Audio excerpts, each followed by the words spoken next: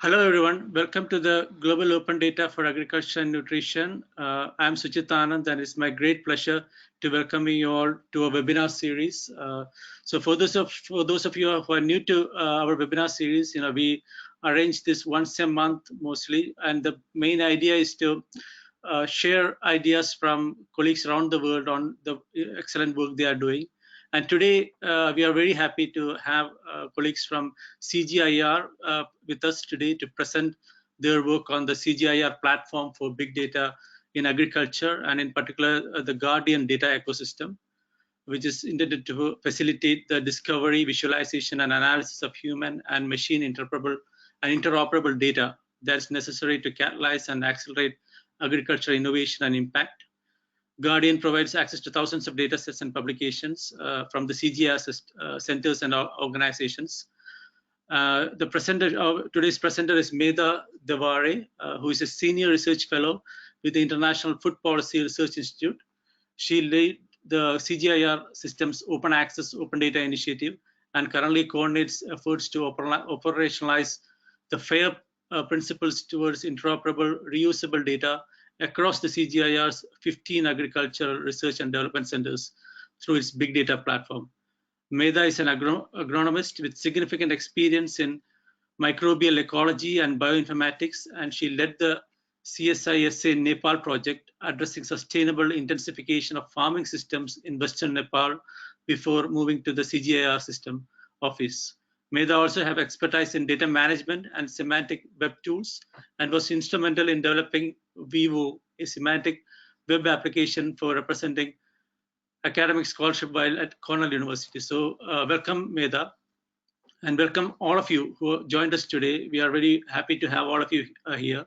So I will also inform all participants of this webinar, you can ask questions through the chat window, which you can see in the side of your screen. So feel free to put in the questions, and once Medha finishes her presentation, we will come back again and you can, I will read, we will go through the questions one by one. So over to Medha. Okay, thanks Suchit, and welcome everybody. I'm glad you could make it. I am going to turn off my camera right now just to conserve bandwidth. I'm trying to run this off my phone, so we'll hope that it lasts. Otherwise, we'll figure something out, I guess. I'm going to turn off my camera, and hopefully you should be able to see my screen so that we can launch into the webinar. Okay, so Suchit, please tell me if my screen suddenly does something funny, but hopefully everybody's able to see it. Yes, perfect. Great. So as Suchit mentioned, I am with IFPRI. I'm affiliated with IFPRI, but I lead the organized module of the Big Data Platform, and I do coordinate efforts across the CGIAR centers to try and get to the point where we have reusable data, and that involves a lot of other things, which I will talk about in a minute. And a lot of the work that I'm showing here is thanks to CGIAR's data and information specialists, because without their good work and their good management of data, we would not be able to show what we're trying to show right now. Right. So what are we exactly trying to do? What we're trying to do is address this issue of global food security, both in terms of quality and quantity, given that we're expecting to have to feed, really not able to feed, but we're going to have to feed about 9 billion people by the middle of the century. So how are we going to do that? A lot of us believe that if we could digitize the agricultural space, if we could improve access to technology and make information available to all of the players in the agricultural space, we would be able to catalyze a transformation of agricultural systems to get to the point we need to be to feed all these people.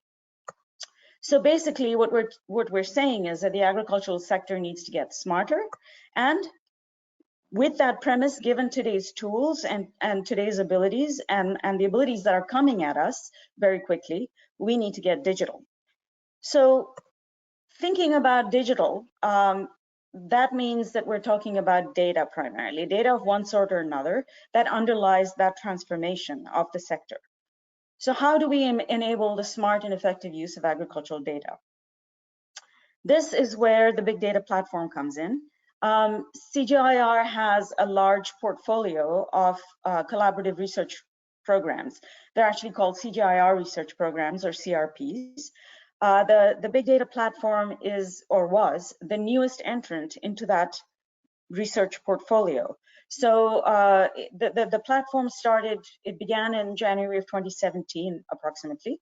The idea behind the platform was trying to enable us across CGIAR and beyond to be able to leverage the new technologies that are already out there. So whether you're talking about big data, artificial intelligence, and machine learning, all of these kinds of technologies, how do we bring them to use for transforming what we are trying to do as agricultural researchers or stakeholders in the agricultural sector?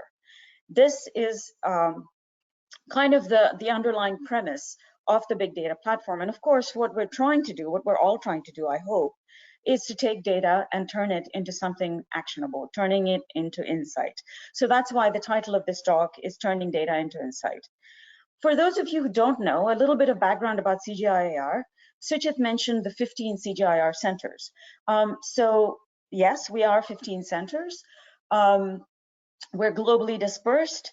We work at scales all the way from the genetic and genomic in terms of development of plant varieties, typically for higher productivity and better response to climatic challenges, for instance, all the way through to the handling remote sensing data, satellite data in general.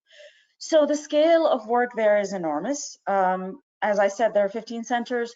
Typically, when we're talking about the kind of data, as you might imagine, based on what I just described, we're talking about a huge variety of data streams, all the way from genetic, genomic, socioeconomic, plant breeding, agronomic, GIS-related, geospatial-related data.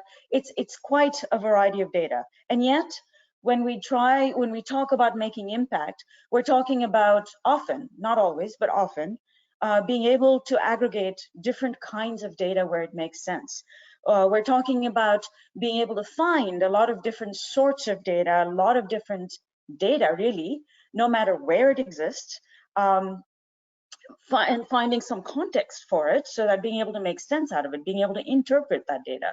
It's not enough to just find it. So, these are challenging notions, even for 15 centers that are, essentially belonging to the same consortium. It's not an easy thing to do. Particularly with CGIAR, for instance, we have data repositories. Each center has data repositories. They also have publications repositories. Well, it's usually one primary repository for publications and typically one primary repository for data, although there may be others, databases for particular projects, for instance. So the data and the publications themselves aren't linked together. So there's often data that's available, the metadata about that data. So metadata is data about data. Who did it? It's basically the who, what, why, when, where of the data set, without which you can't really make sense of the data. You need to understand what that data is about in order to make sense of it.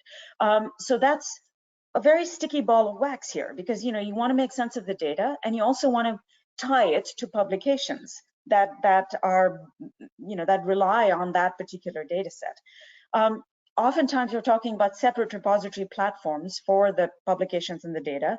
So much of the time we're not even able to integrate data with publications, let alone data with other data sets. So this is kind of the scenario that we've been dealing with at CGIAR. And as I said, the data managers and the information specialists have been fighting really an uphill battle to make sense of all of this, to get our information resources to be organized in such a way that we can start to leverage some of these new tools, the big data tools at our hands, to do something useful with that data. So that was a very big introduction to what we're trying to do with the big data platform. The way the platform's organized is in 3 pillars or 3 modules: organize, which basically does what the title might say, which is to work to organize data to be open and fair, and to be able to then take that data and do something useful with it in terms of analytics and the capability to actually produce some insights from the data. I mentioned fair data. If I were if I were face to face with you, I'd probably say, well, how many of you know what fair data is? And hopefully many of you would raise your hands. But since I can't see that, I'm going to give you a quick introduction to FAIR. That stands for Findable, Accessible, Interoperable, and Reusable data. And so later in this talk, I'll tell you a little bit more about that. But what we're aiming for is not just open data or just fair data, but both open and fair data. The two things are kind of complementary, or can be complementary. So that's organize. And as I mentioned, we rely heavily on data managers and information specialists to be able to organize that data. We can produce tools. We can have the standards in order to help do this. But typically, it's the data managers and information specialists who will be implementing that. Right. The next module is called Convene. Convene, as it might suggest, is about building new partnerships and playing to the strengths of our partners, so that we're not trying to do things individually that we may not be necessarily suited for. The Inspire part of the big data platform is sort of to inspire blue sky thinking a little bit. It's a small grants program that has an Inspire challenge every year. So there's a competition, small grants competition every year, to try and encourage the coming together of CGIAR centers with, for instance, neat projects or ICT providers that are out there beyond CGIAR, really. So to build linkages between CGIAR and external partners who can take CGIAR's research outputs and do something very useful with them and provide turn the data into actionable outputs for farmers, for policymakers, and for others, basically to enhance the impact of what we're doing, what our researchers are doing at CGIAR. So that's kind of a broad introduction to the mechanistic parts of the platform. Okay, so I talked about FAIR, Findable, Accessible, Interoperable, Reusable. Why do we talk about making data fair? Well, there's many reasons to make data both fair and open. For one, it avoids unnecessary duplication in data collection. If you know that a data set exists that you might be able to leverage, perhaps you don't need to go out there and collect your own data, which means a savings in cost that you can channel elsewhere for other activities in your project. We've talked about data to insight capabilities. We need to be able to provide actionable outcomes to our stakeholders. And without access to data, we're not going to be able to do that very successfully. So basically what we're trying to do is facilitate our core missions across our different organizations, and at the same time, increase the return on investment that our funders are putting into us. Related to that is being able to stay relevant. We as researchers, we collect data. We collect it for a specific purpose, usually with a specific purpose in mind. But the real fact is that that data is valuable, perhaps for other reasons as well. By keeping it on your laptop, are you really fulfilling are you adhering to the principles for which you presumably got into this business in the first place? So there's kind of a moral imperative here, as well as the research visibility imperative, which goes hand in hand with a kind of a risk factor as well, because as increasing numbers of donors and funders ask us or require us as grantees to make our data more visible, we're going to be needing to do this well. So there's that aspect of it as well.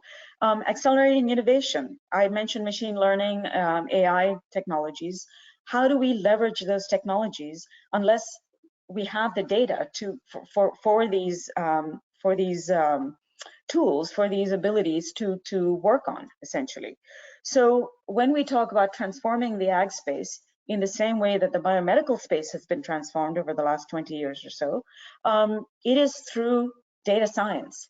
And for data science to make good on its promises, you need the data, obviously. You need open data and you need interpretable data or interoperable data to be able to do this. I mentioned donors already. Increasingly, we're going to need to comply with open access, open data policies. Some of them are already mature. Many countries now have increasing amounts of data up, you know, in the public space.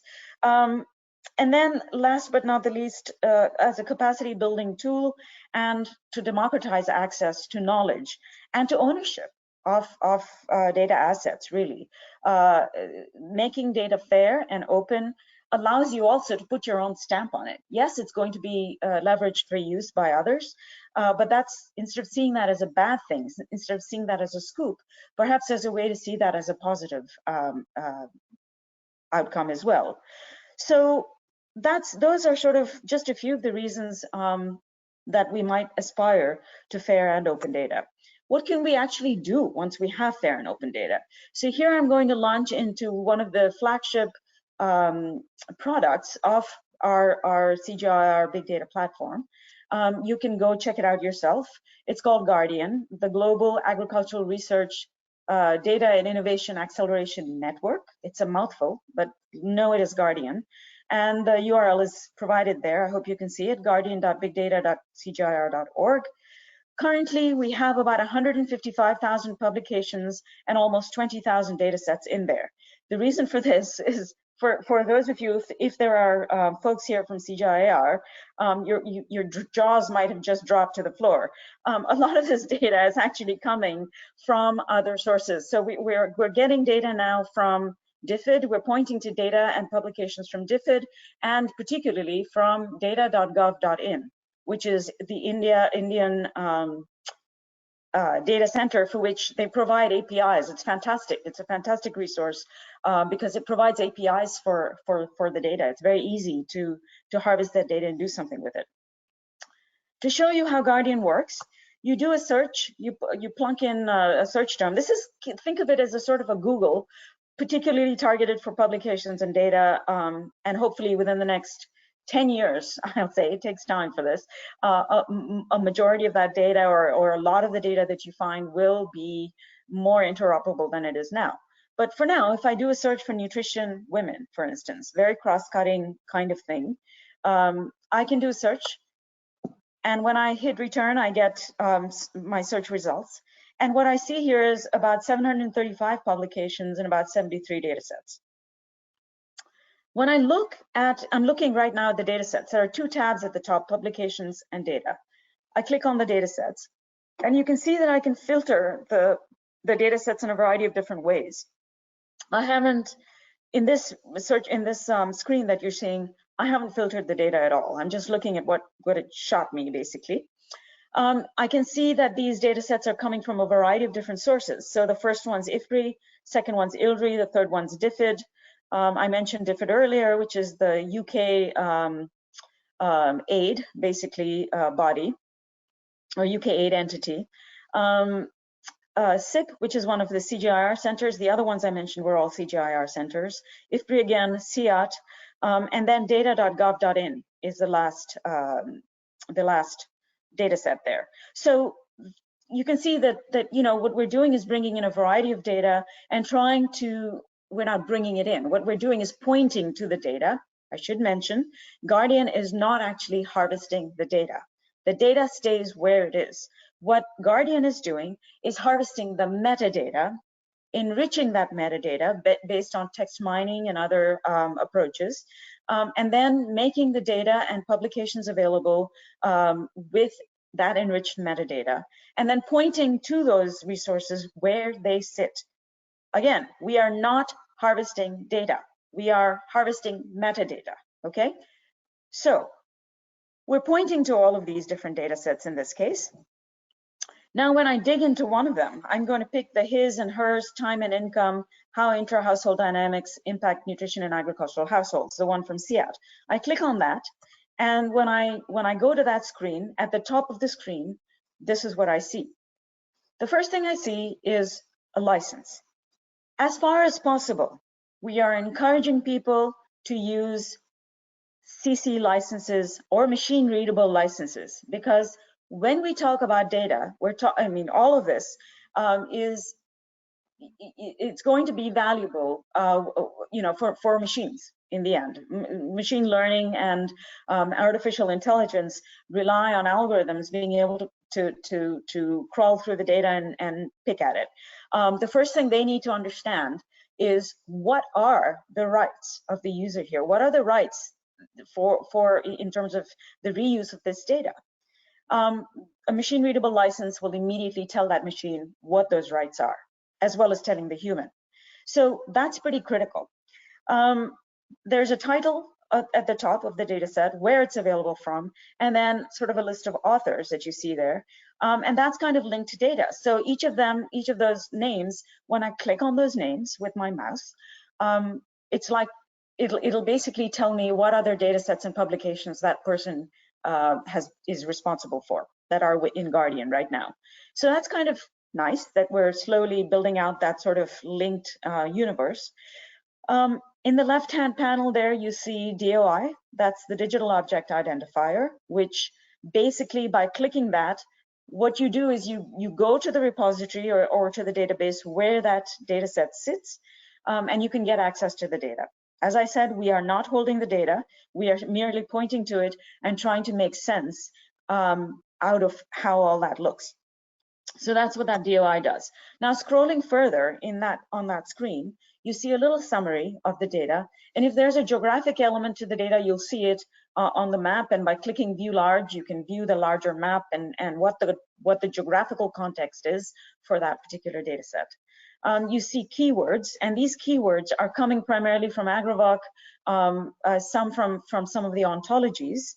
And an ontology and Agrovoc, what I'm talking about here is kind of controlled, sort of like a dictionary. You can think of it as a common language to enable that interoperability, that interpretability across data and publications.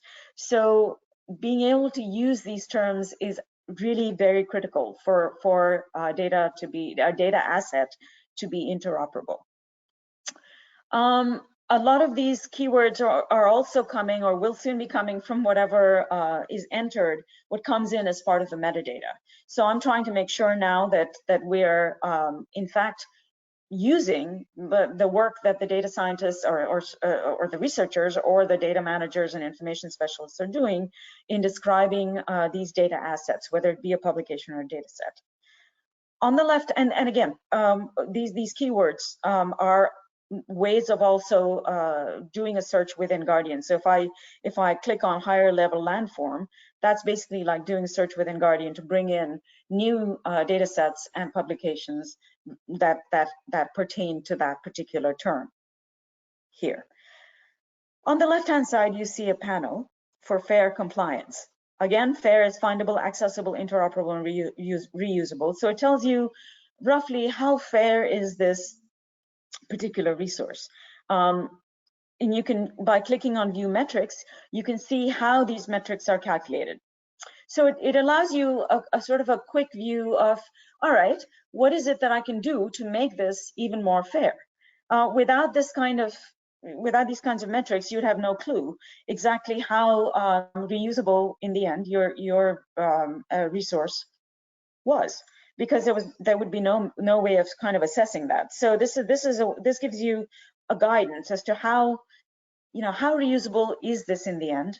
How can I make it more reusable? Because in fact, the reusability parameter, the R of FAIR, in this case for GARDIAN, is a composite of the other three, of the findability, the accessibility, and the interoperability.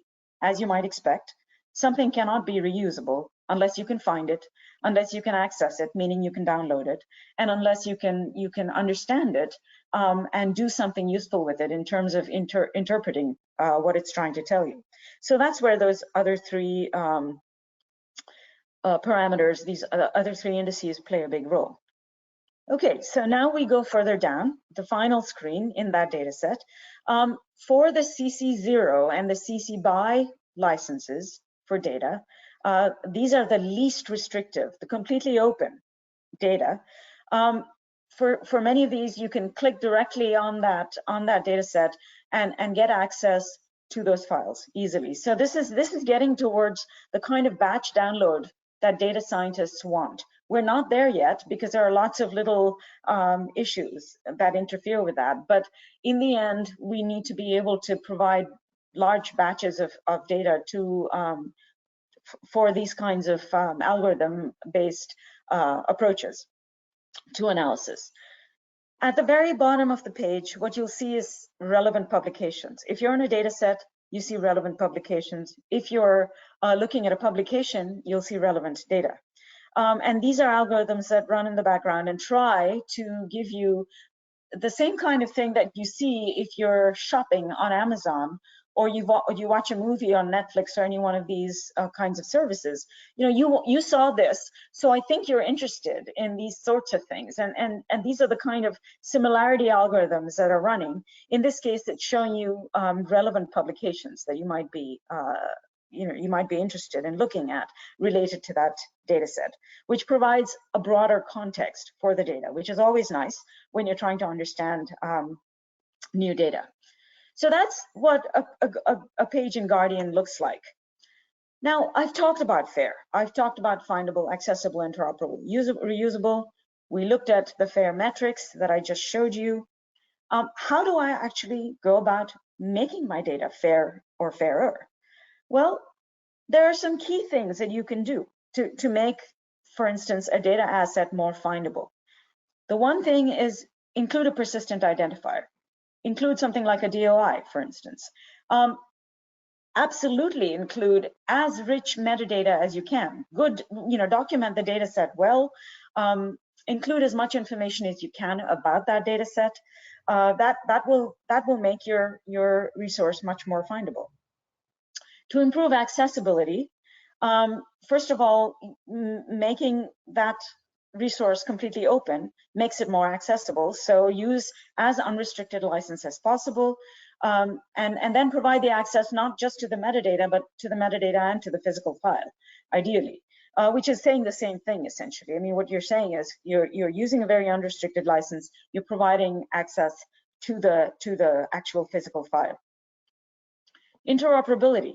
I've talked about the need to speak the same language across information resources.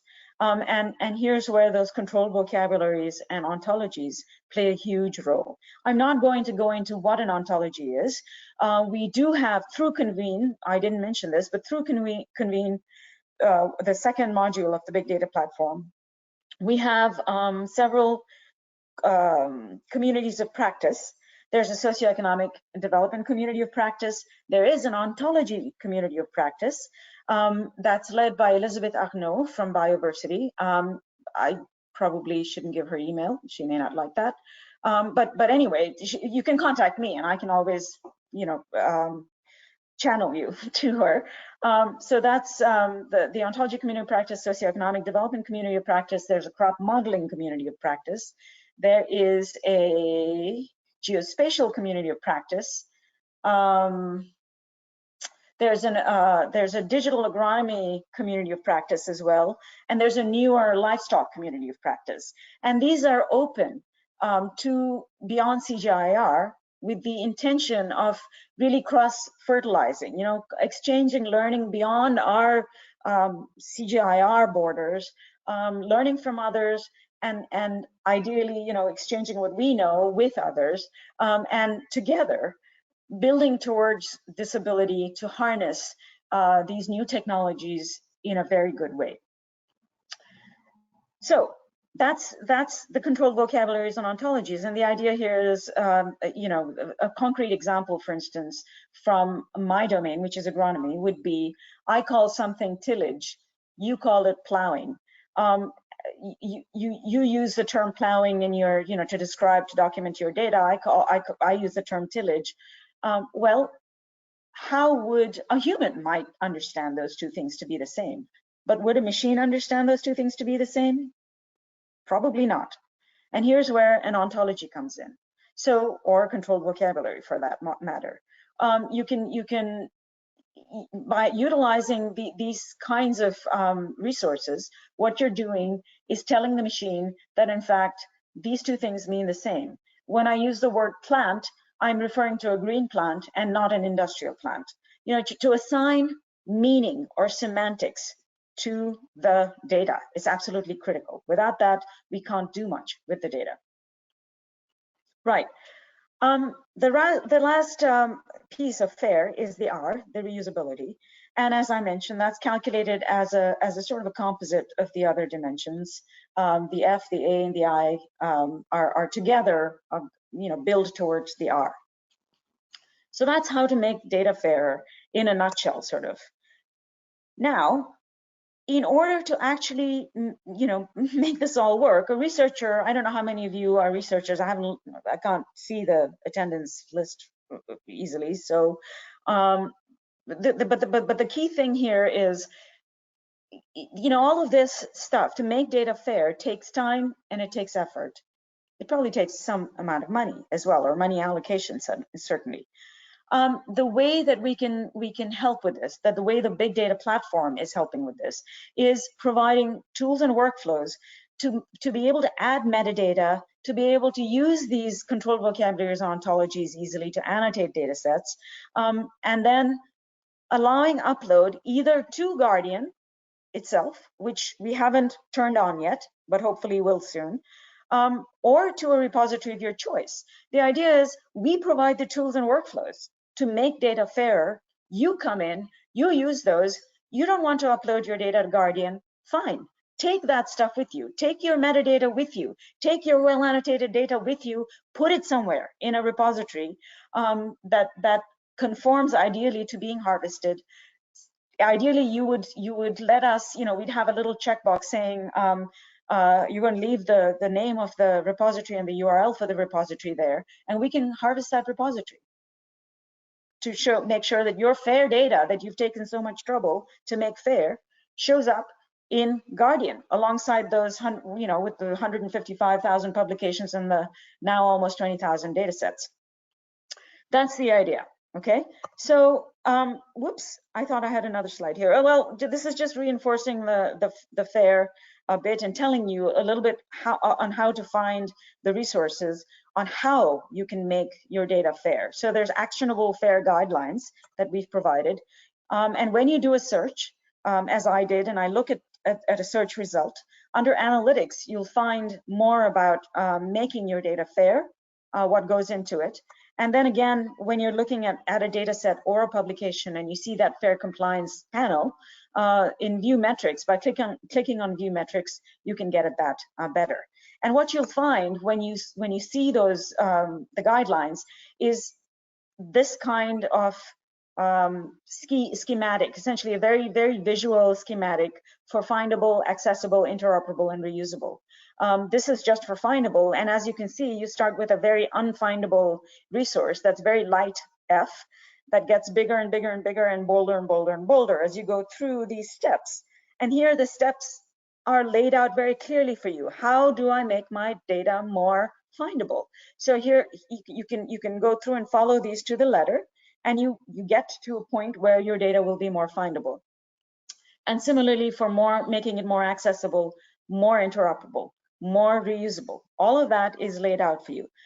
I'm not saying that these are always easy to do. Some of it is easier to do, like the findability is probably relatively easy compared to, say, the interoperability. This is something that we at CGIAR are also struggling with. But with the tools that will soon be available to you, the tools that I mentioned earlier, that ought to be made easier, if not completely easy. So that's what we're aiming for. Incremental steps, but we're getting there. So I've talked a lot about GARDIAN, the actual, the data discoverability system. GARDIAN, we actually envision GARDIAN to be really a data ecosystem. So what we're doing, if you start on the left-hand side of this diagram where you see all of those boxes, essentially, that say CGIAR Centers, GARDIAN Repo, Genesis, European Nucleotide Archive, PubMed, UK Aid. We haven't added the ICAR, the Indian Council of Agricultural Research, and data.gov.in. But those are all kind of the boxes where the data and the publications sit. For CGIAR Centers, there's one box, but in fact, that's actually 30 boxes. There are 30 different repositories there that are being looked at. So what we're doing is harvesting the metadata, as I mentioned, not the data, the metadata about the publications and the data sets. We're making that, we're enriching that metadata and allowing through that metadata for these resources to be made discoverable where they sit. Yeah, we're not taking the resources, they're sitting where they are, we're just enabling the discovery. What we want to do, and what I'll show you in a minute, is some really nice data products that we're in the process of building out. So, you know, the question is, so what? We're making data discoverable, big deal. Well, let's see what we can do with the data. So you see that yellow cog there that says Semantic Query. We're in the process of building a tool that, as this data gets more interoperable, as you use those controlled terms from ontologies, ideally, from controlled vocabularies, if not ontologies, we can do really nifty things with these kinds of searches, semantic searches on that data, and then slice and dice the data in very interesting ways to be able to ultimately aggregate data sets on the fly. That saves, as a researcher, I'll tell you, it saves you months sometimes of work to be able to do this. So that's kind of the aim. We're not there yet, but we'd like to be. We're implementing something called Globus. We've already implemented that so that you can do some secure and trusted exchange of data. So maybe you're not ready to make your data set completely open. Maybe it is restricted to start with, but you know, even if it is restricted, you can still exchange it with trusted entities. So perhaps I'm a researcher, I've got a data, I've got it sitting in my repository, I've got it, you know, I may even upload it to GARDIAN, but then I don't want it open in GARDIAN yet, at least. I want to just share it with my research group. I can do that through Globus. So we've already turned that on. That's also a very new thing. And that allows you to then interoperate so that you can work with analytical tools. You can work with basically analysis tools, really, and pipelines to do something useful with the data. You can analyze that data. The other arrow that you see going down is one that shows you what you can do in terms of exploring the data further, perhaps visualizing the data, and I'll show you a little bit on that in a minute. So that's kind of, you know, going from these boxes on the left all the way through straight to the right and then down. You see a cog in the middle of the screen that says ontology and metadata tagging tools and the privacy information checker. This is what we're envisioning. When I said that soon you will be able to use GARDIAN's tools and workflows to make your data fairer, this is what we're envisioning sitting, you know, whatever's sitting in that cog. So it'll be a workflow that basically you come in, you say, okay, I want to upload my data set. Or I want to use, you know, I want to add metadata. So I can add the metadata easily. I can annotate my data easily using the standards that we've already talked about, the ontologies and controlled vocabularies. And then we've got what we call a PII checker, or personally identifiable information checker. That's to make sure that a data set doesn't contain, to the extent possible, doesn't contain information that would infringe on somebody's privacy, particularly names of farmers, for instance. So that's already up and working, and these are sitting as individual tools under services under GARDIAN, and you can leverage that for your own purposes as well.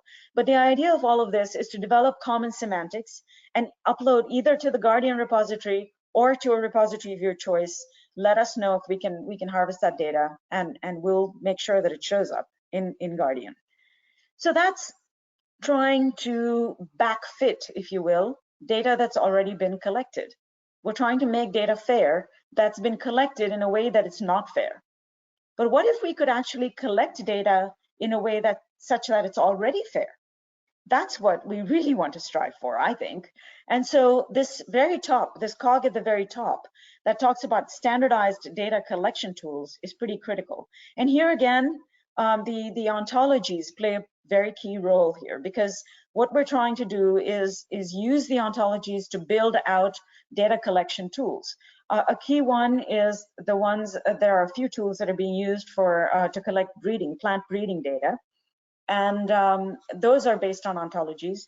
And we have another tool that is hopefully soon to be beta tested called the Agronomy Field Information Management System that is also based on the agronomy ontology, some of the crop ontologies, and some other ontologies like the environmental ontology and others. So what these tools are doing is allowing you to go out in the field with your tablet or your whatever your data collection device is, your phone perhaps, collect the data, and then come back and it's already semantically enabled, because it's the tool that you're using is already built conforming to those semantic standards. So that's really the best way of doing this, because what that does is to save the researcher a heck of a lot of time and effort. So and then the data comes back, and then it's available to upload to at whatever point to whatever repository the researcher chooses. That's the idea behind this. Lastly, what we're also trying to do is to make both the GARDIAN data products and what's in GARDIAN available to search engines, Google, for instance, as well as to external apps. So this might be through the Inspire module, for instance, of the big data platform. So these awards that are given at the end of the, well, not at the end of the year, but during the convention every year, ideally they would be using GARDIAN data or CGIAR data to develop insights for policymakers, for farmers, possibly for researchers as well. So that's where the whole that's where we're actually adding value and explicitly turning this data into insight. That's the idea behind that arrow that goes up from the GARDIAN box, essentially. So this, in a nutshell, what we've tried to describe is the entire GARDIAN data ecosystem. I know that there'll be questions, and typically it's nice to be able to take the questions as they come, but hold your questions, make note of them, and we'll try to get back to the slides if we need to. This is just a quick sort of schematic or a quick view of what AgroFIMS is, the Agronomy Field Information Management System. So what you can do here is you can collect your data using a digital using a device, basically a phone or a tablet. You collect what the data you're collecting is already standardized, it's already annotated. Furthermore, using the digital platform that we're using allows you to do some quick data quality checks, which is always very nice. And it aligns a priori with the CG core metadata schema, which is really of broad utility because it's mapped to the Dublin core, which is a broad, commonly used metadata schema. So just keep that in mind, that exists, and contact us if you're interested in it. So leveraging fair data. It's great that we've made data fair, but what are we going to do with it? What have we done with it? One of the things we've done is remember that arrow going downward to the data exploration and visualization. When you click on data exploration in GARDIAN, it's one of those tabs on the top left when you're at a search result. What you see is you can actually visualize a number of different parameters for about 32 different crops. In this case, what I'm showing you is for cassava, and you can look at yield in a number of different ways. You can look at harvested area and production in different ways. And so I've clicked here on rain-fed yield and irrigated yield for cassava. And I'm looking at a data set for 2005. This is a very large global data set that comes to us thanks to CGIAR Geospatial Community of Practice, which is led by Jaewoo Koo from IFPRI, but with active involvement from pretty much all of its members across CGIAR. And we have here data for 2000, 2005, and 2010 so far. Hopefully, we'll soon have data for 2015 as well. This is collected in 5-year cycles, and it's a huge amount of work to actually put all this together and make some sense out of it. What I've done here is taken my pin from the right-hand side, the third icon down on the right, and dropped it on Nigeria and Ghana. And as soon as I do that, what pops up is this kind of summary statistic on what is the irrigated yield and the rain-fed yield, the maximum, the minimum, and the sort of the mean. You know, the basic summary statistics for that country. Now, I might be interested in looking at particularly that area at the top in Nigeria that looks like it's not very high yielding for cassava. In that case, I can use the second icon on the right-hand side, that funny shaped little polygon thing. And I take my mouse, I click that, and then I click onto that light shaded area. And then I draw a sort of in this case, it would look more like a rectangle by clicking to make a rectangle, and then ending the rectangle by clicking on the first point at which I started. And what that does is it draws a box. It draws a polygon around that area, and a box will pop up just as you're seeing now for a country, but in this case, it'll be for that particular area. Again, giving you what the minimum, maximum, and mean is in terms of those parameters that you've chosen. So this is pretty fantastic that we can do this. This is because somebody, or a group of people, the geospatial guys, have gone through collected data. They've gone through collected data. They haven't collected the data themselves, but they've kind of made that data amenable to this kind of, you know, this kind of mining of the data, which is pretty cool. We're also working with the University of Florida, the AgMIP project, the Agricultural Model Intercomparison and Improvement Project, to basically be able to take data from GARDIAN and build it out so that now you're building a model pipeline. You're taking the data and you're translating it to become model ready to be able to dump into model runs. And that usually takes, you know, weeks, if not months of work. So this is a sort of a use case with Ava, who's a scientist. She's trying to develop, evaluate, and recommend sustainable intensification practices in West Africa. She does a search in GARDIAN, finds 37 or so data sets for 5 different crops in this case. Assume that the data sets are actually well defined. So they're defined, they're using semantic standards, so they're interoperable. The semantic standards I talked about, in this case, something called the ICASA data dictionary, the agronomy ontology, the crop ontology, the units ontology, etc. Right?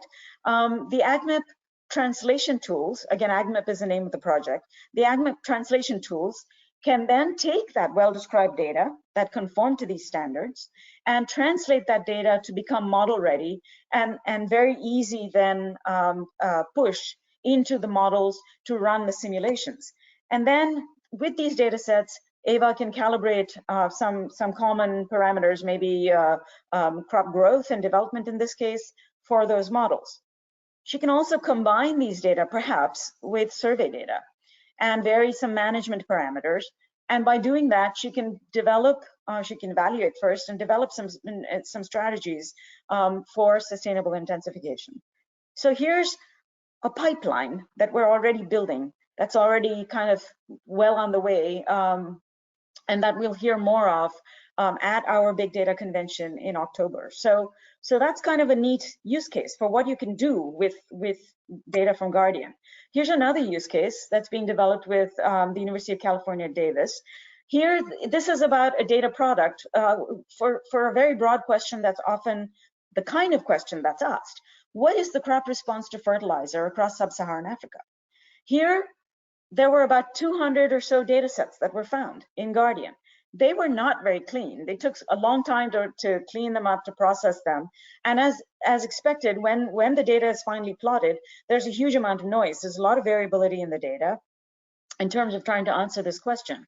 But then when you start to take, okay, I now narrow in on what is the crop response if I were to add 50 kilograms per hectare of nitrogen. Then I can sort of get extrapolation, through extrapolation and an empirical model, what I get, and then mapping that data. What I get is what you see in the right-hand panel, the map, essentially. And what you see is a sort of the very green is higher yields, and the very light colors are the lower yields. So it gives you. This is very quick and dirty. This work is still in progress, of course, as is the University of Florida work, but it gives you a sense of what you can do with the data. The last thing I want to show you is absolutely fantastic and really hot off the presses. We've just managed to get this done. I'm so excited about it. You can do a search in GARDIAN now for bioclimatic indices, and what you see is what we're able to leverage is a 7 terabyte data set, a huge data set, a climate data set that is sitting at the German. It's a CIAT data set, but it's sitting at the German climate center, essentially a computational center. And what it is the RCP data set. Now what that does is it's a series of scenarios, RCP 2.6, RCP 4.5, RCP 6, and RCP 8. And what that's doing is using models to look at what is going to happen to maximum temperature, to a number of different parameters. In this case, temperature, maximum, minimum, mean, as well as precipitation across the globe. If with an increase in atmospheric carbon dioxide, the minimum increase is under this RCP 2.6. The scenarios are increasingly higher carbon dioxide in the atmosphere as you go through these 4 scenarios. And there are 12 models that take these scenarios, and basically you can get this kind of data. Now, we have this in GARDIAN now, so what I can do is actually run it. Hopefully it'll work, this animation. And you can see I'm just running 1 model right now. We've got 2 loaded. The other 10 will come pretty soon. This is really neat. The first model is, I think, the Beijing model. The second one is a CNRM, which is the French National Research System model. So I'm just running the Beijing one for you right now.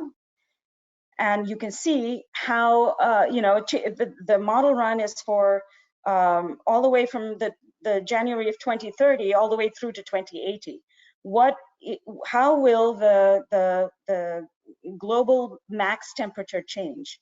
So we're finally getting to where we are talking about big data. This is a big data set. So we're actually making good on that in the big data platform, I feel. We're tending towards it, at least. I know that was a lot to perhaps internalize, but I just wanted to show you that we are doing a lot to actually leverage data that's well described and reusable, and develop products that are hopefully of utility to the broader domain. So I encourage you to go to GARDIAN, play with it. If you have repositories that you would like to be harvested, please contact me, because we're very eager to work with you. But what does all this mean for you? You might be sitting there saying, what does all this mean for me? Well, what I'm hoping is that we can all push for FAIR. And what I mean by that is participate, use, support, and help us get to FAIR, okay?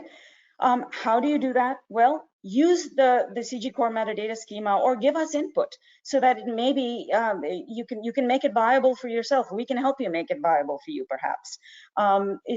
These are all open source kinds of things. These are all out there for communities to use and to participate with us in. So this is very important. Give us input or use it. Try to use it first, I would say. Use GARDIAN's workflows, the ones that I talked about, to add metadata, to annotate data, to check personally identifiable information, in the end, to use them to make data fairer. That's really important. Upload your data to GARDIAN, or make your repository accessible to GARDIAN. This upload function, uploading the data to GARDIAN, that's coming, hopefully by October, we'll have it in place. But if you don't want to do that, make your repository accessible so that we can make sure that your data assets play in the same sandbox essentially as ours, and we can build those tools and pipelines and data products together. Help us build the communities, because increasingly I think what we're looking at is being able to collaborate to make all of this work. We're facing some very urgent challenges in the agricultural sector, in the rural communities we work in. How are we going to address them if we're all going to sort of put little fences around what we do? So the idea is to try and build larger communities to co-develop things. And finally, support GARDIAN and its tools to standardize and verify data. One of those tools is the Agronomy Field Information Management System, which I mentioned. Others may be the breeding field books, or maybe the annotation tools, whatever it is. So with that, I'm going to end, but I do want to just put in a plug for the Big Data Convention. We have one every year. This year's is in Hyderabad at one of our centers at ICRISAT. And so join us there. You can find more information about the Big Data Convention if you go to the URL I've included here. I'm assuming this PowerPoint will be shared, so feel free. I've tried to add notes to each slide. Some of them don't have the notes because I just ran out of steam, but you can always contact me. That's my email. Contact me, and I'm happy to take questions now. Suchit, over to you. Thank you.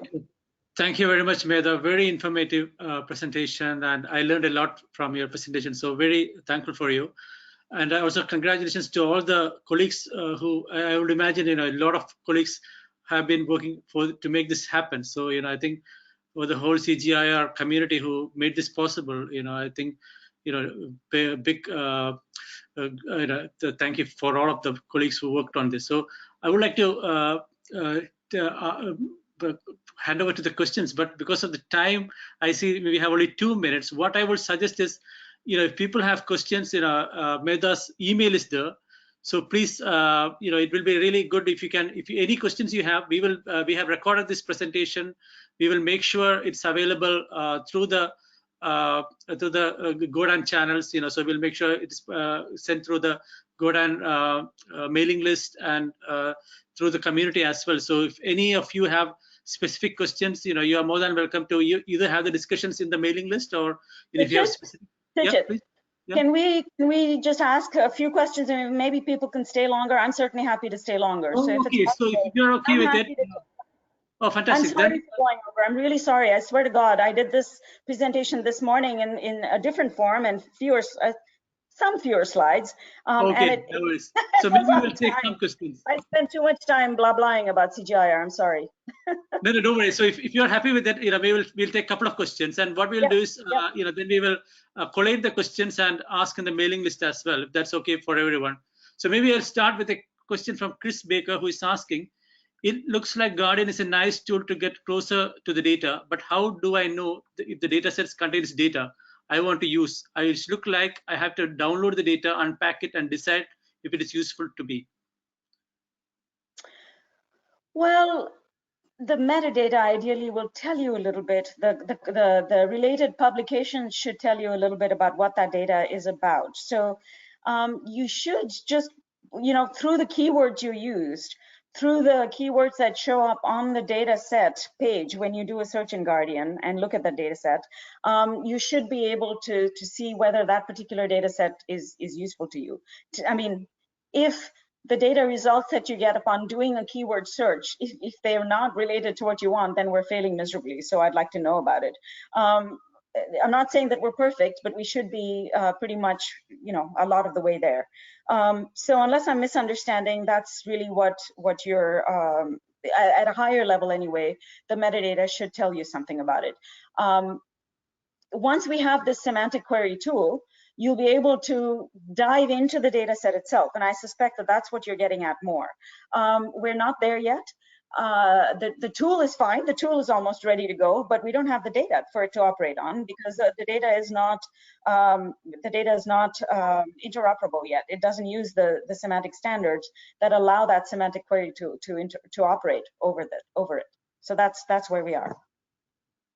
Okay, thank you. And in fact, Chris has also asked, how can we query across available interoperable data sets to extract data of interest to me? Is it currently possible? Well, so I suspect what you're asking is, can you actually filter for those data sets that are interoperable, that have a good I-score? No, currently it's not possible, but that makes me wonder. We should be able to provide that. Right now, what we're providing is, you know, you can toggle between open data sets and restricted data sets, but that's about all you can do. But given that we're using these indices of F, A, I, and R, we should be able to get at those scores with higher, the higher interoperability. But the fact of the matter is that it's not an easy task to make these data sets, you know, to annotate them with ontologies and vocabularies. So we're still kind of taking baby steps towards that. And in the baby stages, though we are at CGIAR, I'm told, you know, whenever I present this, people tell me that we're actually ahead of the curve. I mean, that we're leading on the curve, if not ahead, or pretty close to it. So we're building out those functionalities, but we're not there yet. That's really yeah. Thank you, Medha. So another question from Ike Holt, who is asking, do you also provide fair compliance metrics for data providers instead of individual dataset records? I couldn't see the list of data providers on the website, but wonder if this information is available at the provider level. It is available at the provider level, but frankly, you won't see very many differences because of the aggregation of you know, I mean, you're aggregating across a large number of data sets, and you can see how fair an institution is, for instance. I don't know how helpful that is, but it's there. And you can also see how fair, yeah, so you can look at data assets, individual data assets, as well as institutional level. Right, thank you. Fair. And Ike is also asking, what technology software do you use for the GARDIAN repository? Oh boy, that's not a question for me. That's a question for the GARDIAN developers. It's a whole bunch of things that's done. But remember that since we're not holding the data ourselves, we are not actually doing much more than harvesting the metadata in a large metadata index, providing APIs to it, and enriching that metadata using a variety of different techniques. If you want more information, write to me. I'll put you in touch directly with the developers. I don't claim to be a technically savvy person. I'm really sorry about that. Thank you, Medha. I think that, you know, like, what we'll do is, you know, if anybody has specific questions, you know, they can contact you directly, and then you can direct it to the right people. So we'll take another question. Is from Lena, who is asking, does an institution need some kind of integration for their data repository to be accessible to GARDIAN? Very good question. Ideally, it would be you know, an open repository that conforms to standards. It depends on the platform. Just for reference, I'll tell you that most CGIAR centers are using either Dataverse or CCAN. And both those platforms are eminently harvestable. DSpace is harvestable as well. Typically, people use DSpace for publications rather than data, but I have heard of it being used for data as well. So any one of these platforms would pose no problem. But again, if you write to me, if you're interested in having your data harvested, do write to me and we can look at it. And you know, even if it's a database, the GARDIAN developers they're SIO based in Athens, and they're fantastic and they're very can-do. So I can definitely provide them with information, and we can work with you to see how we can make that work for you. Thank you. And then this another question from or asking on AgroFilms. You know, does it have any app, or is it only the website? Have only website? Yeah, very good question. I couldn't go into much detail there, but AgroFilms, the way we've set it up is you would come in and you know, you would interact with it through a browser. So you'd be at your computer, you'd open up AgroFilms, you would specify exactly, you know, who you are, what the name of the project is, what the name of the data, what the name of the experiment is that you're setting up, what is the time frame of the experiment. All of this is ontologized, of course, who the funders are, blah, blah, blah, blah, where it is. So you can drop your pins, you know, pick from a map for the location, etc. And then you go into modules that are based on the agronomic, you know, life cycle, essentially, starting with preparing the field, planting, soil fertility, weeding, irrigation, etc., harvesting. So these are the modules, controlling for pests, etc. These are the modules available to you. You go through and click very quickly. You can build your field book in no time at all. You have to specify your statistical design. You build your field book, and then the field book, you can download it with the treatments already set up. So if you have, for instance, a randomized complete block design, you specify that, you specify your treatments, the levels of the treatments, and Agrofilms will build for you the statistical outlook for that. Because what it does is it'll also give you a statistical report at the end when you upload your data back after collecting it. Right, so you download your field book, then you take your field book and you go out into the field, you upload it to your app, your tablet or your phone. You collect your data based on how you've set up your field book. You've collected your data, you come back, or you don't even have to come back, you send it back to Agrofilms, and now you can analyze that data pretty quickly. In the field, what you can do is some quick quality checking and looking at heat maps. So if I'm collecting yield data, for instance, I can look at the map of my values that I've collected so far, and I see that, oh my gosh, this corner of my trial is looking horribly hot. And it's much hotter than the rest of my block. Now, why is that? My block of plots, that is. So then I can go back and reevaluate, reweigh my bags of grain or whatever it is, and see maybe some mistake was made while I weighed them, and maybe I have to re-enter that data. So it gives you that kind of functionality, and then you come back with that data to Agrofilms, and it gives you these fantastic statistical reports. This is again something that I will show at the convention, along with Céline Aubert, who's been very instrumental in helping manage this project, and with the SIP developers, who are primarily responsible for the development angle on this. So, it's really exciting, and I absolutely love it, but it's been a pain in the neck to actually get it to work. It's a huge, challenging task that we've set ourselves. But now it's almost working, and it's really exciting stuff. In fact, Suchit, if you want me to give a GODAN seminar on Agrofilms, I'd be happy to do that at a later stage. I'm volunteering. I think that'll be really helpful, because again, we have a very broad community who might be interested in that area. So I will contact you, Medha, for like a specific topic on that as well. Right. I'm putting you on the spot. I'm sorry, but I just get very excited about it. Right. And I have one question. Yeah, you answered the question very well. And just one question from my end. I was very interested on you were talking about the third pillar, which is the Inspire one, and you were talking about this like small projects that are happening. So from your experience, so did you run like 1 year these projects were running, or how many years? Because you mentioned has this competition been running for 1 year or something, or? Well, the way it works is that every year there's a competition, right? So every year there's a small grants, up to 100,000. Typically, about 5 of those are awarded. And if you go to the big data website, bigdata.cgiar.org, you can actually see which of the projects were awarded, and you can read a little bit. You can read a little bit about it. Typically, there's a very strong ICT element. There's usually at least one CGIAR center and 2 or 3 different other partners. They could be from the private sector. They could be from the nonprofit sector. Typically, there are apps that are involved. So what's happening is that these apps are helping get data to farmers to policymakers, essentially provide data for policymakers in a way that's consumable and easy for them to interact with.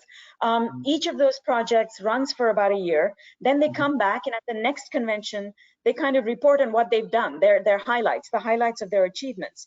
And one of those projects will get awarded for scaling up. So it'll get a slightly bigger award to scale it up. So that's how that competition runs. Every year there are new awards made. Okay, great. And so you found that that initiative, so you were able to reach out to a wider community, and from that, okay, fantastic. Okay, so I think hopefully over the years, when you have more work done on this, the platform, as well as when more people know about it, and then so that is when I think that the third pillar will be strengthened over time. Yeah, Yeah. Okay, fantastic. Okay, I think that's so you, for example, you last mentioned this convention. So that is where which is happening next month. So that is where you will have the finalists for that Yeah. competition meeting. Okay, Yes. okay, great. Yes. Yes. Absolutely. Oh, fantastic. Okay, so thank you very much again, Medha, for this very informative and very, I think for the whole GODAN community, I think, it's a really informative webinar. I'm very happy and very thankful that you were able to spend your time with us today. And Absolutely. I My thank pleasure. all the participants as well for coming today. And we will make sure this recording is made available later for those who are not able to come today. So thank you, Great. everyone, and bye for now. Thanks, everybody. And I'm really sorry again for running over. Thank you for your patience. I appreciate it. Bye. Bye-bye. Bye-bye.